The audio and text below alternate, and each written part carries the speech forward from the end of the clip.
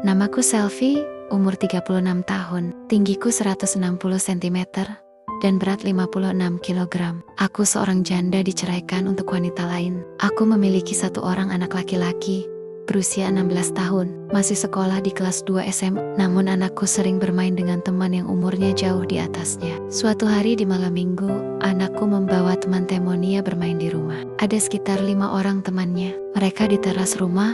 Ada yang bermain gitar sambil bernyanyi, ada yang bermain handphone. Aku sebagai orang tua hanya memfasilitasi kegiatan anakku, seperti membuatkan kopi dan membelikan makanan ringan. Sampai larut malam, teman anakku belum juga pulang.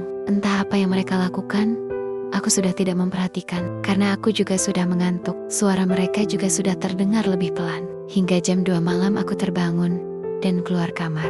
Ternyata teman main anakku sudah berada di ruang, pas di depan kamarku, sedangkan anakku ada di kamarnya. Karena kamar anakku kecil, mungkin mereka disuruh tidur di ruang tamu. Mereka terlihat tertidur sebagian, ada juga yang masih bermain handphone. Aku pun lanjut berjalan ke arah kamar mandi. Ternyata, ada satu teman anakku sedang muntah di sana. Aku mencium aroma tak sedap, aku bantu dan tanya kenapa. Namun tanpa sengaja, tangannya menyentuh dadaku. Aku pun kaget dan tak merespon apapun. Setelahnya dia kembali ke ruang tamu dan aku lanjut ke kamar mandi untuk buang air kecil. Selesai dari sana aku kembali ke kamar. Aku lihat ada 2 orang yang masih mengobrol. Salah satunya yang tadi di kamar mandi.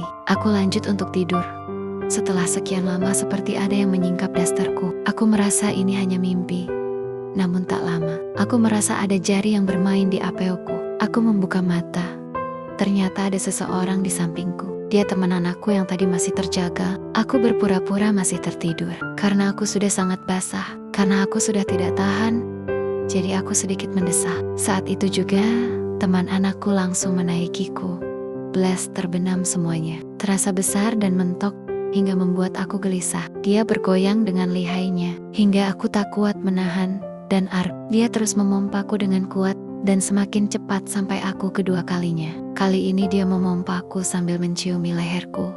Sampai akhirnya kriit di dalam apeoku. Tanpa basa-basi dia pergi. Kulihat dia mengarah ke kamar mandi. Setelah itu, aku tak bisa tidur dan hanya bermain.